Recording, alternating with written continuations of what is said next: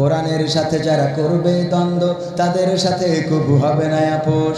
Jail জুলুম হলেও হবে, জেল জুলুম হলেও হবে, বিবেকের কাছে তবু রব নির্দোষ। আমার রবের কাছে রব নির্দোষ, মহান প্রভুর কাছে রব নির্দোষ। কোরআনের সাথে যারা করবে দ্বন্দ্ব তাদের সাথে কবু হবে না। কোরআনের কথা যারা বলে যায় আজ তাদের দমাতে কত ফন্দি, কাউকে ধরে নিয়ে দিচ্ছে ফাঁসি, কাউকে রেখেছে আজ বন্দি। কোরআনের কথা যারা বলে যায় আজ তাদের দমাতে কত ফন্দি, কাউকে ধরে নিয়ে দিচ্ছে ফাঁসি, কাউকে রেখেছে আজ বন্দি। হক কথা বললেই জ্বলে যায় গাম, কোরআনের কথা সইতে পারে না। হক কথা বললেই জ্বলে যায় গাম, কোরআনের কথা সইতে পারে না। জানি না তাদের আমাদের পরে কেন এত আক্রোশ। জেল জুলুম হলেও হবে, জেল জুলুম হলেও হবে, বিবেকের কাছে তবু রব নির্দোষ। আমার রবের কাছে রব নির্দোষ, মহান প্রভুর কাছে রব নির্দোষ। কোরআনের সাথে যারা করবে দ্বন্দ্ব তাদের সাথে কবু হবে না।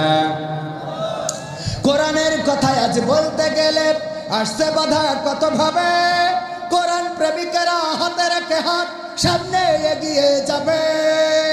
দিনের কথা আজ বলতে গেলে আসছে বাধা কত ভাবে, কোরআন প্রেমিকেরা হাতে রেখে হাত সামনে এগিয়ে যাবে। হক কথা বলতে করি না কো ভয়, জীবনের বিনিময়ে আনব বিজয়। হক কথা বলতে করি না কো ভয়, জীবনের বিনিময়ে আনব বিজয়। বুকে আছে শক্তি, অন্তরে আছে সাহস। সাহস কি আছে? কেমন সাহস? ওগো আমার ভাইয়েরা, সাহস হলো ওই ফজার গল্প বলি।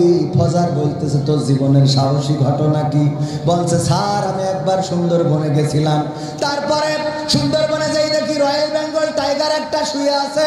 আমি আস্তে আস্তে আস্তে আস্তে করে গেলাম, যে পিছন থেকে লেজ ঘেঁচাত করে কেটে নিয়ে আইছি। বলছে এই তোমার সাহসী ঘটনা? বলছে কি মনে করেন সুন্দরবনে যেয়ে রয়্যাল বেঙ্গল টাইগারের লেজ কেটে নিয়ে আসা আপনি চারটিখানি কথা মনে করেন? তা বলতেছে মাথা বাদ রেখে লেজ কাটলি কেন? বলছে মাথা আগের থেকে কেটে নিয়ে গেছে। মাথা আগের থেকে কেটে নিয়ে গেছে, তাই আস্তে আস্তে যেয়ে লেজ কেটেছে। তো মাথা থাকলে কি হইতো?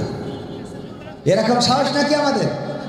ওগো আমার ভাইরা, সময় অল্প, আমি যে আয়াতে কারিমা তেলাওয়াত করেছি সূরা আল ইমরানের, আল্লাহ বলছেন ওগো আমার বান্দারা, ওগো ঈমানদারেরা, ওগো ঈমানের দাবিদার যারা, ওগো তোমরা যারা বলো আমরা ঈমান এনেছি, শোনো তোমরা আমাকে ভয় করো যেমন করে ভয় করা উচিত। কেমন ভয়? কেমন ভয়?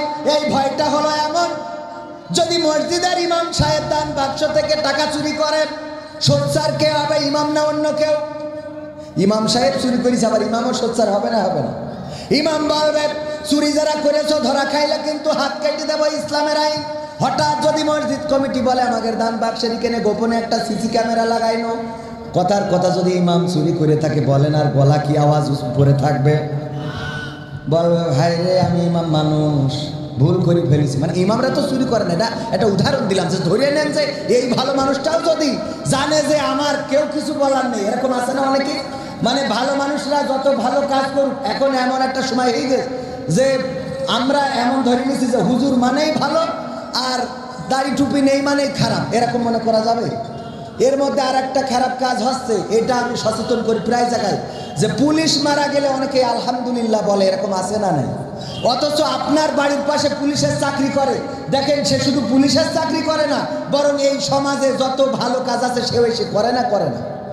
সমাজে গ্রামে মাহফিল ছুটি নিয়ে চলে আসে পুলিশ হয়ে, অথচ পুলিশ মারা যাচ্ছে, মনে করছে পুলিশ সব খারাপ। আমাদের মাইন্ড সেট আপটা এত খারাপ হয়ে গেছে যে দাড়িওয়ালা, টুপিওয়ালা, পাঞ্জাবিওয়ালা, জুব্বাওয়ালা হইলেই সে আল্লাহর ওলি, আর যদি পুলিশ হয়, সরকারি দলের লোক হয়, যদি চেয়ারম্যান হয়, এমপি হয়, তাইলে সে খারাপ।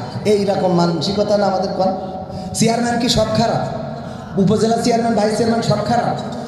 দুই একটা খারাপ, সবাই মনে করছে, সবাই মনে হয় চালমেরি খায়, আসলে সবাই চালমেরি খায় না। একটা গরিব মানুষ বেলুনি করে প্রতিদিন একটা চিঠি লেখে যে আল্লাহ আমার তো 40,000 টাকার দরকার, ভ্যানের ব্যাটারি নষ্ট হয়ে গেছে, পাল্টাবো, তা টাকা নেই, লোন চাচ্ছি তাও দিচ্ছে না গরিব মানুষ বলে, তা তুমি আমার 40,000 টাকার ব্যবস্থা করে দাও। কই একটা চিঠি লিখে বেলুনি গ্যাস ভরে উড়াই দেয়। ওর বিশ্বাস হলো বেলুন উড়িয়ে যেই আল্লাহর কাছে যেই পৌঁছবে আল্লাহ আমার চিঠি দেখে 40,000 টাকার ব্যবস্থা করে দেবে।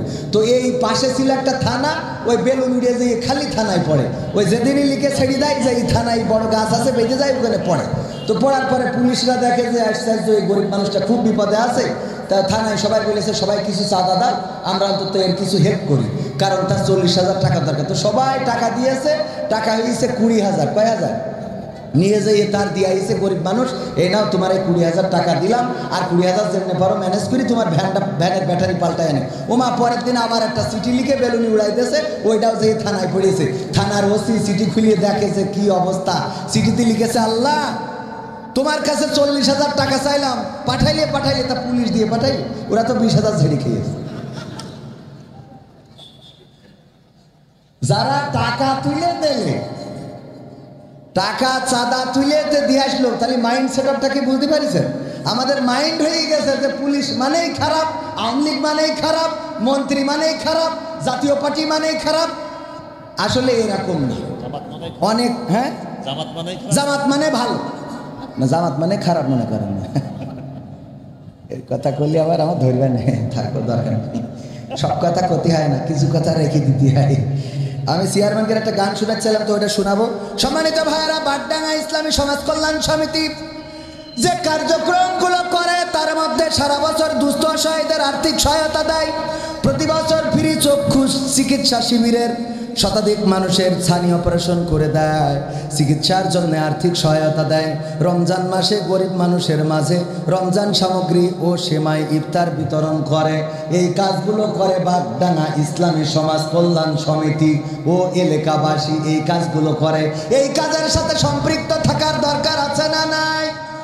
দরকার আছে না নাই? আল্লাহ বললেন ভয় করো। কেমন ভয়?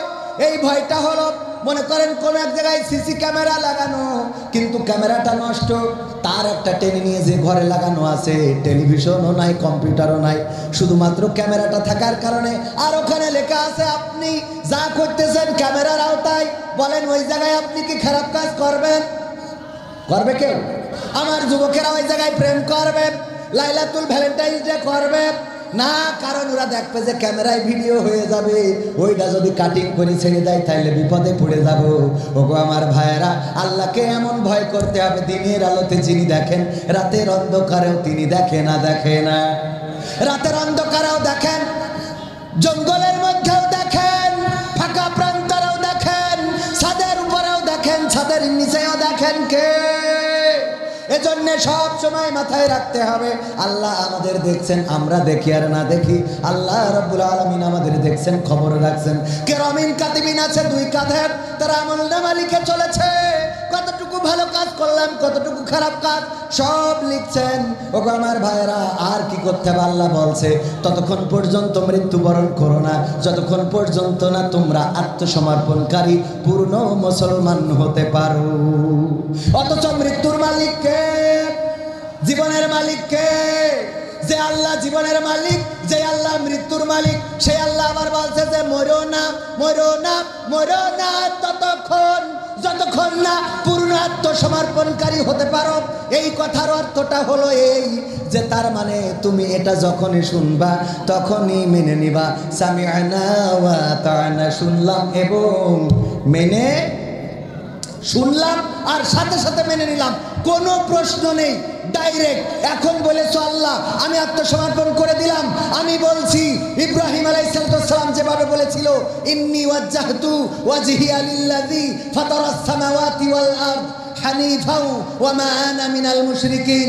ওগো আল্লাহ, আমি এই পৃথিবীর সমস্ত দিক থেকে মুখ ঘুরালাম তোমার দিকে, যিনি আসমান জমিন সৃষ্টি করেছেন, চন্দ্র সূর্য তারকা সৃষ্টি করেছেন, আসমান জমিনের অভ্যন্তরে যা কিছু আছে, যেই রব সৃষ্টি করেছে তার দিকে আমি আমার মুখটা করে দিয়ে ঘোষণা করে দিলাম আমি কোনো মুশরিকদের অন্তর্ভুক্ত নই।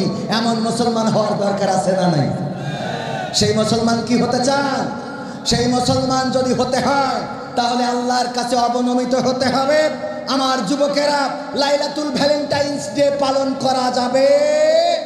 আগামীকালকে যারা এই লাইলাতুল ভ্যালেন্টাইন্স ডে পালন করবে, মোড়ে মোড়ে দাঁড়াবেন, একটা একটা করে ইন্টারভিউ নেবেন, ভিডিও করবেন। তো এইটা তোমার কি হয়, তোমার সাথে এর সম্পর্ক কি, করিতে নেটে ছেড়ে দেবেন, যাতে বুঝতে পারে যে ঠেলা বাড়ি দিয়ে জানো খেলা হয়। হ্যাঁ, বাড়ি দিয়ে জানো খেলা হয়।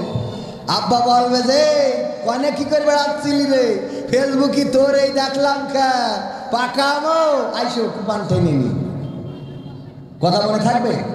এই সচেতন হওয়ার দরকার আছে না? না, চোখের সামনে দিয়ে চলে যাচ্ছে ফুক করি, আপনি কিছু বলতেছেন না, মনে করতেছেন ও তো আমার মেয়ে না, ও তো আমার ছেলে না, কিন্তু আপনার ছেলে আর আপনার মেয়ে যে তেজ মারা খাবে না তার গ্যারান্টি কি? কথা কয় না।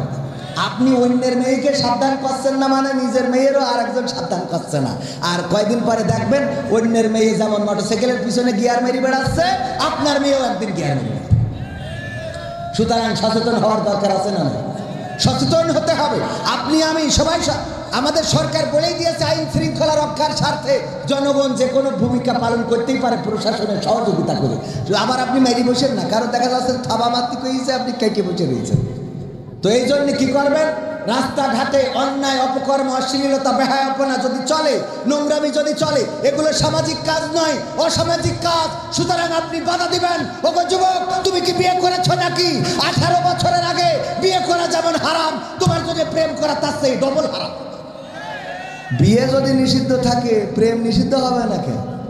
কথা কয় না। একদম কাটি করে দিতে হবে, মাথায় রাখবে। পাকামো করে বেড়ায় না।